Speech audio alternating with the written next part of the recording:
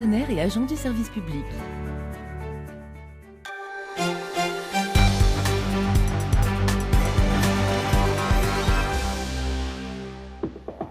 Bonsoir à tous, bienvenue dans les Alpes. Tout de suite, les titres de votre journal. Ils disent non aux fermetures de 3 bibliothèques à Grenoble. Alors pour se faire entendre, près de 400 agents municipaux notamment ont manifesté devant la mairie de la ville avant le conseil municipal. Certains y sont toujours. Ils s'opposent aussi à la suppression de plusieurs postes. Des mesures d'austérité motivées selon le maire de Grenoble à la baisse des dotations de l'État. Nous ferons un point sur place avec Céline Aubert-Régré. Nous reviendrons sur cette décision qui fait polémique. Le maire de Voiron a refusé à l'un de ses administrés une carte permettant de bénéficier de réductions, notamment au cinéma ou dans des clubs sportifs. Cet homme avait agressé un policier municipal. Selon le maire, cet acte n'est pas compatible avec l'attribution d'aide sociale. Enfin, notre série de la semaine, elle est consacrée aux 70 ans du Syndicat national des guides de montagne. Il est basé à Chamonix. Ce soir, vous découvrirez le portrait d'Élodie Lecomte. Elle est l'une des rares femmes guides en France. Juste après ce journal, vous avez rendez-vous avec l'édition nationale dont voici l'un des principaux titres. L'Église demande pardon aux victimes de pédophilie. Une démarche inédite aujourd'hui à Lourdes des 115 évêques français. Vêpres, messes et prières pour faire oublier des décennies de silence et de déni. Il y a eu du bruit cet après-midi devant la mairie de Grenoble et il y en a encore. Casseroles dans les mains, plusieurs centaines de personnes ont manifesté pour dire non aux fermetures de 3 bibliothèques dans la ville. Une manifestation organisée ce lundi, jour de conseil municipal. Céline Aubert-Régré, bonsoir, vous êtes sur place. L'appel à la mobilisation a-t-il été entendu? En tout cas, on entend bien les casseroles. Oui, on entend bien, je crois. Ce qu'on peut dire, c'est que c'est quand même beaucoup moins tendu qu'en mois de septembre lors du dernier conseil municipal. C'est beaucoup plus joyeux, c'est beaucoup plus bruyant aussi. Depuis tout à l'heure, l'ouverture de la séance à 17h30, c'est un concert pas franchement harmonieux, mais en tout cas très efficace d'ustensiles de cuisine, cuillères à bois et poêles à frire. Un mouvement, une manifestation à l'initiative des bibliothécaires qui s'opposent à la fermeture de 3 bibliothèques, vous le disiez, Prémol, Auclin et Alliance. C'est un mouvement en politique bien sûr, mais qui a rassemblé, vous l'avez dit, près de 300 et même 400 personnes, et parmi elles, des habitants de Grenoble et aussi des fonctionnaires. Écoutez-les. Aucune mairie aujourd'hui ne se risquerait à fermer des bibliothèques. On ne comprend pas la décision de cette équipe municipale qui au départ avait dit s'était engagée à sauvegarder les bibliothèques, à, au contraire développer la politique de lecture. Et on voit que cette politique aujourd'hui, elle est complètement remise en cause.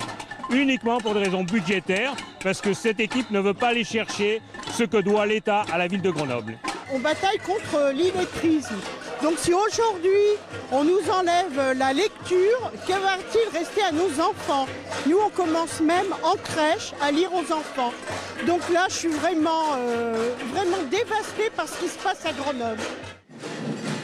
On aura bien évidemment de ce sujet des bibliothèques lors du conseil municipal qui a commencé. Quels sont les autres grands thèmes qui seront abordés ? Alors bien sûr, j'ai pas très bien entendu ce que vous m'avez dit, mais je crois que vous avez demandé quel était l'ordre du jour. Et on va parler forcément de la fermeture des 3 bibliothèques. Et à l'ordre du jour aussi, il y aura le dossier de rénovation de la Tour Perret dans le parc Mistral. Et puis surtout, l'orientation budgétaire de la ville en 2017. Alors que vous le voyez bien, le vote du budget de 2016 et l'orientation budgétaire et le plan de sauvegarde aussi de la ville de 2016 est encore très contesté. Merci beaucoup Céline. Alors on l'a entendu, vous l'avez dit, parmi les sujets évoqués lors de ce conseil municipal, il y a aussi ce coup de neuf pour l'un des symboles de Grenoble, la Tour Perret. Elle avait été construite en 1925, elle devait être détruite après l'exposition internationale de la houille blanche. Et aujourd'hui, elle a donc bien besoin d'être rénovée. Bernard Portugal, Dominique Bourget. La Tour Perret, un édifice emblématique érigé en 1925 au cœur de Grenoble. Avec ses 95 mètres de hauteur, elle est la première tour en béton armé construite en Europe. Grâce à ses fondations situées à 15 mètres de profondeur, la tour reste aujourd'hui très solide, mais au fil du temps, sa structure extérieure s'est considérablement dégradée. L'humidité s'infiltre dans la surface du béton, arrive à faire rouiller les ferronneries, les ferrures qui sont à l'intérieur, qui font éclater le béton. Et du coup, c'est tout ce traitement de surface qu'il faut traiter. Et c'est quand même une très très grosse entreprise. Fermée depuis 56 ans pour des raisons de sécurité, la tour Perret va donc faire peau neuve. Le chantier de réhabilitation devrait durer jusqu'en 2021 pour un budget estimé à 8 millions d'euros. Les 2 ascenseurs intérieurs seront également remis en service. Le but, permettre au public de se rendre au sommet de cet édifice qui fait partie intégrante du patrimoine grenoblois. Ah bah mon Dieu, c'est vrai que c'est l'image du béton armé. Bon, si c'est une façon de préserver, ouais, c'est historique, ouais, pourquoi pas. C'est important de préserver le patrimoine, mais ouais. Bon, il y a quand même des questions d'argent qui se posent, ce serait important si c'est des travaux sur 5 ans. Voilà, mais ce serait un bien. Le chantier de réhabilitation sera financé par l'État, la région Auvergne-Rhône-Alpes et le département de l'Isère. Quant à la ville de Grenoble, elle envisage d'avoir recours au mécénat et de lancer une souscription populaire pour boucler le budget. Julien Paula, au cœur d'une polémique, le maire Les Républicains de Voiron en Isère refuse de donner une carte permettant des réductions à un habitant de la ville. Une décision motivée par le fait que ce dernier avait agressé un policier municipal. Une information qui a fait le buzz sur Internet. Anédiar, Grégory Lespinasse. Le fait d'agresser un policier municipal comme une toute autre personne, ça doit être sanctionné. Bon là c'est une sanction légère quand même. Il a eu bien raison de répondre ça et on devrait le faire partout pareil. Il n'y a aucun liaison entre les deux. La décision, elle est fausse pour moi. Du maire, la décision, elle est fausse. L'affaire est commentée dans les rues de Voiron, mais plus encore sur Internet. Plus d'1 million de vues en 3 jours sur Facebook. Tout a commencé par un refus d'attribution de cette petite carte, favorisant l'accès au sport et à la culture aux plus démunis. En voyant passer le visage et le nom de cet individu dont j'avais le souvenir qui s'était manifesté en agressant l'un de nos policiers municipaux, je me suis dit, au regard de ce qu'il a commis, il ne peut pas décemment se prévaloir de la solidarité municipale. L'homme est accusé d'avoir cassé en mars dernier le pouce d'un policier municipal qui tentait de l'interpeller pour vol. Si la sanction du maire peut paraître contestable d'un point de vue juridique, elle ne l'est pas selon lui d'un point de vue moral. 98% des centaines de commentaires qui sont publiés par les internautes de Voiron, mais d'ailleurs aussi partout en France, sont positifs et encouragent et valident cette décision. Ce qui me conforte dans le choix qu'on a accompli et qui me laisse penser quand même qu'aujourd'hui nos concitoyens attendent qu'en contrepartie des droits, on revendique l'exigence des devoirs. Que ça prenne une dimension nationale, ce n'était pas du tout mon objectif, je ne m'attendais pas à ça, mais après tout, si ça peut permettre de poser un débat sur la table de cette nature, c'est tant mieux. Julien Paula envisage d'étendre ce type de sanctions à d'autres aides municipales. Il se dit prêt à défendre sa position devant un juge s'il le faut. Justice, c'est demain que s'ouvre le procès d'un conseiller municipal de Saint-Jean-de-Tholome en Haute-Savoie. Il aurait tué l'amant de sa femme, un charpentier de 55 ans. Rappel des faits avec Ariane Comte-Savary et Nathalie Rapuc-Mulac. C'est dans un sous-bois de la commune de Saint-Jean-de-Tholome que les gendarmes ont trouvé fin juin 2014 le corps d'un homme âgé de 55 ans, tué par balle un mois auparavant. Jean-Luc Thiebaud, père de 3 enfants, était charpentier dans le village voisin de Latour. À quelques centaines de mètres du bosquet, le domicile de l'accusé, un père de famille lui aussi, ancien conseiller municipal. Il avoue dans un premier temps en garde à vue avoir tué l'amant de sa femme avant de se rétracter dans les jours suivants. Mais les faits parlent contre lui. Son téléphone et celui de la victime ont été localisés aux mêmes endroits, au même moment, à compter du 27 mai 2014, jour où Jean-Luc Thiebaud a trouvé la mort. Sur les bottes de l'accusé, les enquêteurs ont trouvé des traces de sang de la victime. Il devra s'en expliquer devant les jurés. À la veille du procès qui s'ouvre demain devant les assises de la Haute-Savoie, les circonstances de la mort de Jean-Luc Thiebaud sont encore très floues.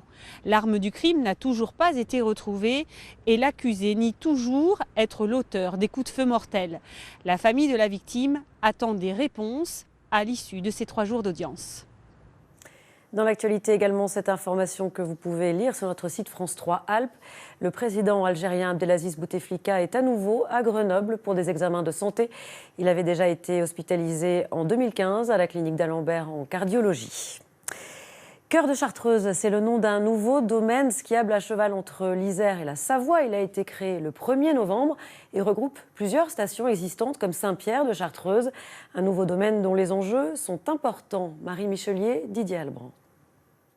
Il s'appelle Cœur de Chartreuse et réunit depuis quelques jours sous la même bannière 4 domaines de ski alpin du massif.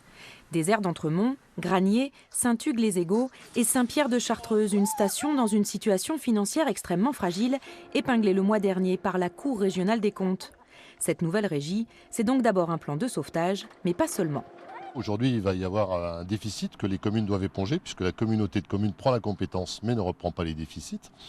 Mais par contre, sur tout ce qui est domaine économique, c'est-à-dire relancer et dynamiser un peu plus les hébergements, les restaurants, les commerces et toute l'activité économique sur les 2 Saint-Pierre, y compris Entremont, oui, c'est un vrai ballon d'oxygène et un vrai redémarrage de toute l'économie touristique sur le haut de la Chartreuse.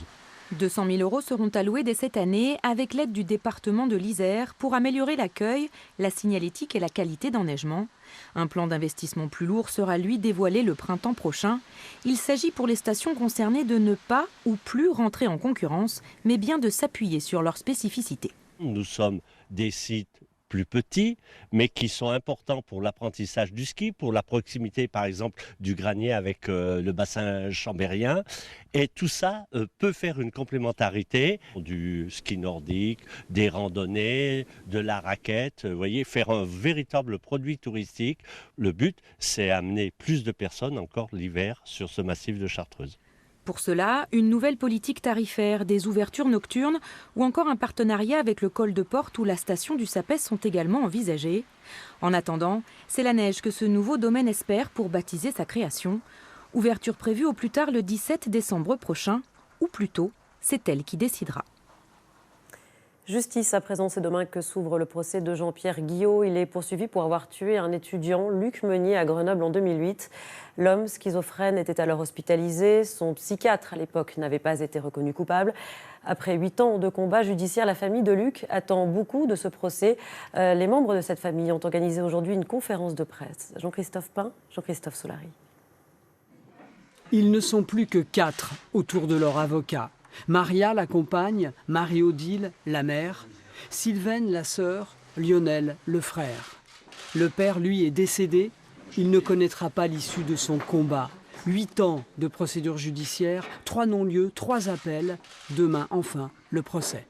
8 ans, c'est beaucoup de réunions, beaucoup d'appels.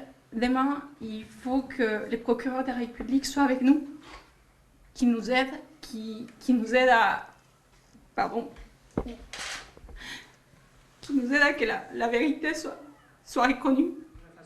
L'avocat rappelle, dès 2009, 1 an seulement après le drame, l'inspection générale des affaires sociales affirmait, ouvrez les guillemets, l'état psychique de Jean-Pierre Guillot aurait dû inciter à une plus grande prudence. Il aurait dû faire l'objet d'une surveillance plus vigilante. Il n'avait jamais fait l'objet d'un quelconque entretien par le médecin qui demain devra répondre de ses agissements. Pendant 2 ans, ce même médecin qui signait les autorisations de sortie dans le parc n'a jamais eu d'entretien clinique avec Jean-Pierre Guillot. Peu de temps après les faits, le directeur de l'hôpital était remplacé, le psychiatre mis à la retraite. De toute manière, on n'a pas de haine envers qui que ce soit. Nous, notre malheur, il est comme ça et on ne changera plus. Par contre, on veut montrer que si le travail avait été bien fait, ce ne serait pas comme ça. On ne souhaite pas du tout de la prison aux médecins ni à qui que ce soit. On veut juste dire que le travail n'a pas été fait. Jean-Pierre Guillot, lui, est désormais sécurisé dans une unité pour malades difficiles, loin de Grenoble. Monsieur Guillot, aujourd'hui, il est dans une situation a priori horrible. On l'a mis dans un UMD et il a un paquet de médicaments. C'est pas forcément la solution non plus, c'est pas ce qu'on souhaite. Reconnaître que le travail a été mal fait, que l'organisation était mauvaise et tout ça, je pense que ce serait un bon moyen pour les psychiatres, pour le personnel hospitalier dans ces établissements, de se battre pour avoir plus de moyens plus tard. Parce que, évidemment, nous, on est tous d'accord pour dire que c'est pas un travail facile, ils n'ont probablement pas les moyens dont ils ont besoin, et ils ont besoin d'aide. Contactée, la direction de l'hôpital de Saint-Égrève n'a pas voulu s'exprimer avant le procès. On compte aujourd'hui 25 femmes guides de montagne en France sur 1800 professionnels. Et parmi ces femmes, Élodie Lecomte. À 38 ans, cette passionnée des sommets poursuit sans mal son chemin dans un univers plutôt masculin. Françoise Gay et Dominique Sommet l'ont rencontrée pour notre série consacrée aux 70 ans du syndicat national des guides de montagne.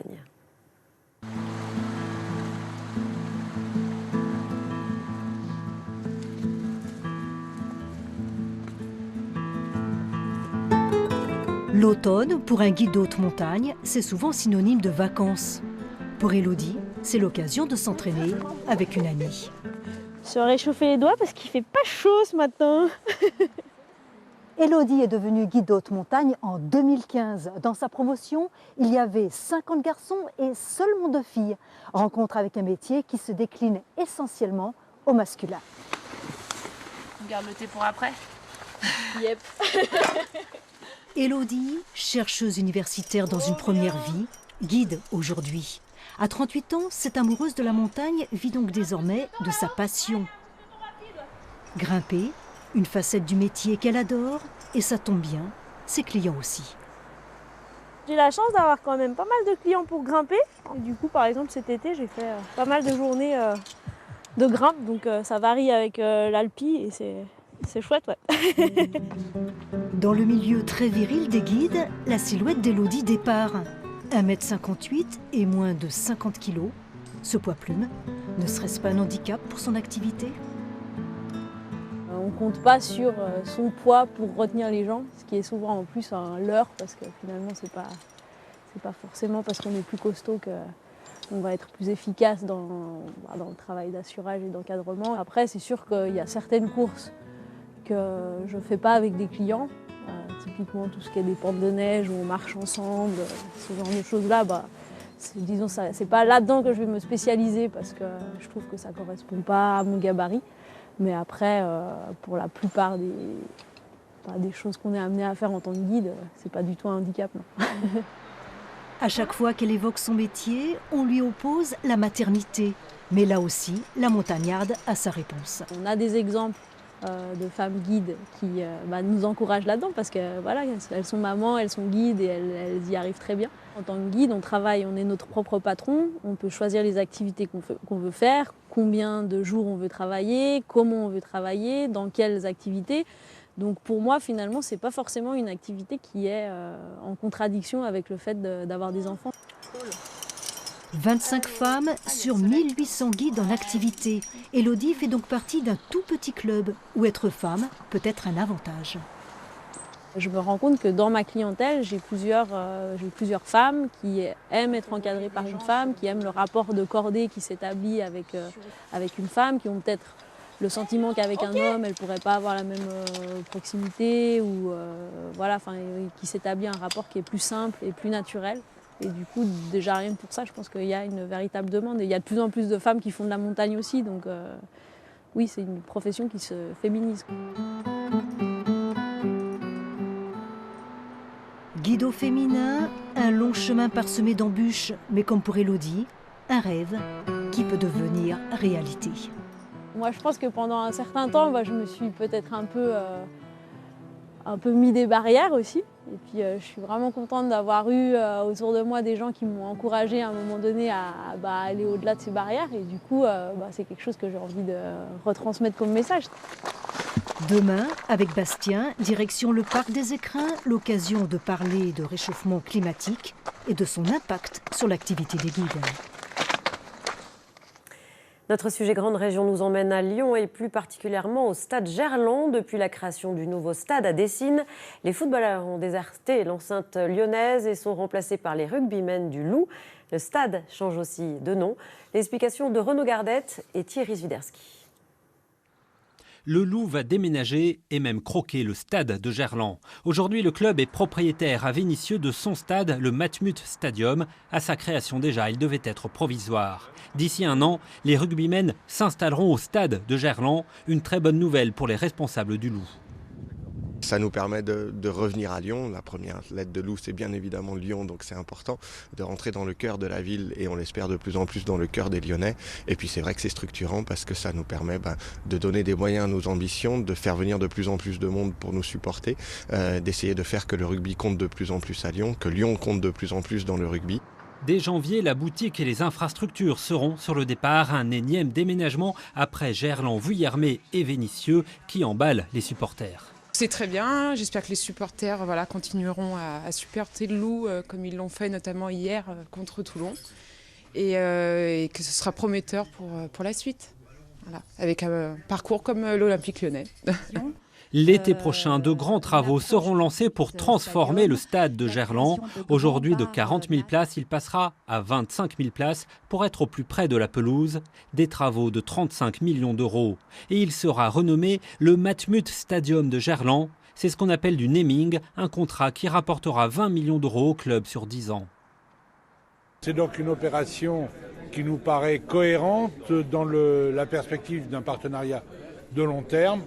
Le Loup est, nous l'espérons, solidement ancré dans le top 14. Le Loup Rugby restera à Gerland pour 60 ans. Quant à son ancien stade de Vénissieux, propriété de la ville de Lyon, son avenir est encore en discussion. Le musée Fort à Aix-les-Bains expose 2 artistes qui portent le même nom de famille mais dont le travail respectif est totalement différent. Peinture, sculpture et gravure. Annie et Daniel Berthet ont chacune leur univers, leurs émotions. Une exposition en opposition qui ne laisse pas indifférent. Claudine Longuet-Bernard et Yves Maréglot.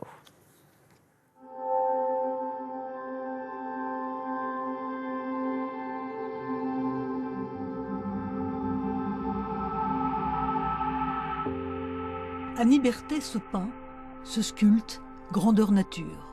Les peintures sont troublantes de réalisme dans le travail de la couleur, sur la peau, les muscles, le corps. Les sculptures volontairement caricaturales, ou pas, sont dérangeantes, captivantes, presque vivantes. C'est une sorte d'autoportrait en continu, mais que ce soit en sculpture ou en peinture, elle met en scène ses propres, je dirais, tortures personnelles, ses propres émotions, ce qui donne des résultats extrêmement prenants, extrêmement émotionnels. À l'univers torturé d'Annie Berthet s'oppose le calme et la sérénité qui transparaît dans les peintures et gravures de Daniel Berthet. Elle aime le détail, le crayon, l'encre et la mine de plomb. Écrire aussi, pour décrire. Des œuvres qui lui ressemblent, évidemment.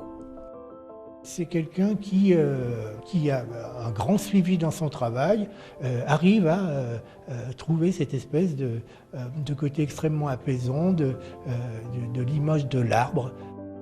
Cercle de vie, cercle d'histoire, celle de l'homme et de la nature, sans aucun doute étroitement liées. Une exposition en opposition pour 2 artistes savoyardes qui invitent à la réflexion.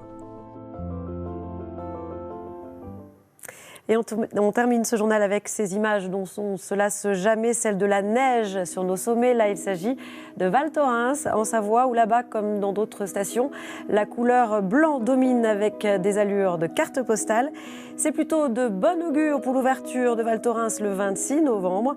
Demain, à midi, vous retrouverez Daniel Despins pour un nouveau point sur l'actualité dans les Alpes. Je serai là à 19h. Passez une très belle soirée.